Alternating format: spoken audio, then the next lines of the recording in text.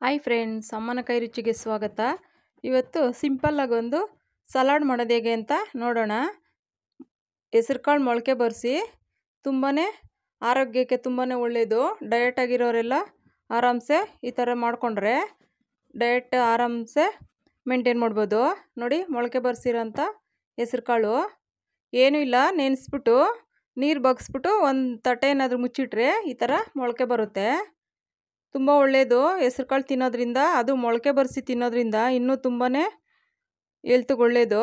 ನೋಡಿ, ಒಂದು ಕಪ್ಪಷ್ಟು ಮೊಳಕೆ ಬರಿಸಿರೋಂಥ ಹೆಸರುಕಾಳು. ನೋಡಿ, ಸೌತೆಕಾಯಿ ಸಣ್ಣದಾಗಿ ಕಟ್ ಮಾಡ್ಕೊಂಡಿರೋಂಥದ್ದು 1 ಕಪ್ಪು.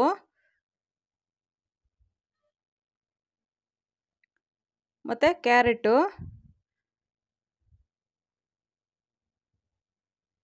ತುರ್ಕೊಂಡಿರೋಂಥ ಕ್ಯಾರೆಟು 1 ಕಪ್ಪು. ನೋಡಿ, ಕೊತ್ತಂಬರಿ ಸೊಪ್ಪು ಸ್ವಲ್ಪ, ಟೇಸ್ಟ್ ಚೆನ್ನಾಗಿ ಬರುತ್ತೆ ನಾಟಿ ಕೊತ್ತಂಬರಿ ಸೊಪ್ಪು ಹಾಕೋದ್ರಿಂದ. ಸ್ವಲ್ಪ ಗರಂ ಮಸಾಲ, ಒಂದು ಚಿಟಿಕೆ ಅಷ್ಟು, ಅದು ಫ್ಲೇವರ್ ಒಂಥರ ಚೆನ್ನಾಗಿರುತ್ತೆ. ನೋಡಿ, ಚಿಲ್ಲಿ ಪೌಡ್ರು ಒಂದು 1/4 ಚಮಚದಷ್ಟು ಹಾಕ್ತಾಯಿದ್ದೀನಿ. ಖಾರ ಜಾಸ್ತಿ ಹಾಕ್ಬಾರ್ದು. ನೋಡಿ, ರುಚಿಗೆ ತಕ್ಕಷ್ಟು ಉಪ್ಪು, ಕಡಿಮೆನೇ ಹಾಕ್ಕೊಳ್ಳಿ ಉಪ್ಪು. ಇದು ಡಯಟ್ ಆಗಿರೋಗೆಲ್ಲ ತಿನ್ನೋದ್ರಿಂದ ತುಂಬಾ ಹೆಲ್ತ್ಗೆ ಒಳ್ಳೆಯದು. ನೋಡಿ, ಒಂದು ಅರ್ಧ ನಿಂಬೆಹಣ್ಣು ಬೇಡ, ಒಂದು ಸ್ವಲ್ಪ ಹಿಂಡ್ಕೊಂಡ್ರೆ ಸಾಕಾಗುತ್ತೆ. ಹುಳಿ ಜಾಸ್ತಿ ಆಗಿಬಿಡುತ್ತೆ, ಸ್ವಲ್ಪ ಕಡಿಮೆನೇ ಹಿಂಡ್ಕೊಳ್ಳಿ.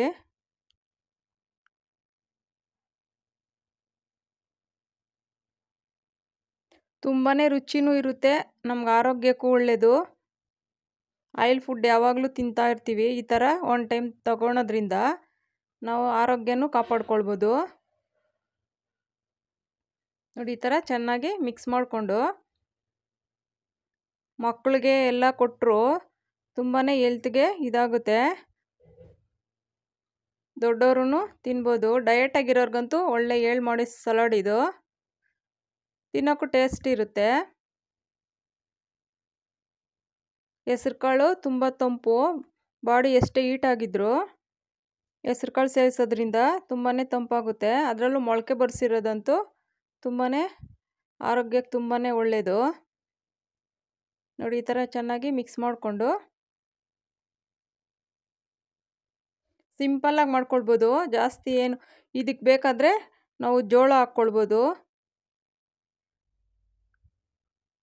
ಇಲ್ಲಾಂದರೆ ಇಷ್ಟೇ ಸಾಕಾಗುತ್ತೆ. ಜಾಸ್ತಿ ಕ್ವಾಂಟಿಟಿನಲ್ಲಿ ಹೆಸರುಕಾಳನ್ನು ಉಪಯೋಗಿಸ್ಕೊಳ್ಬೋದು.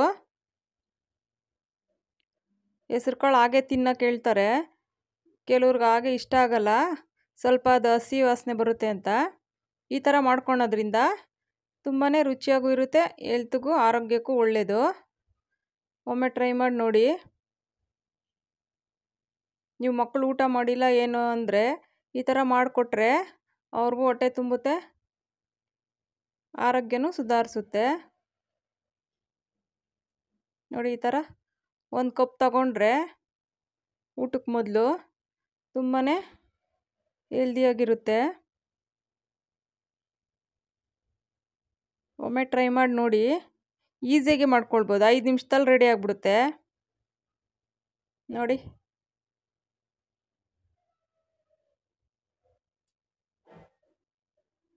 Thank you friends.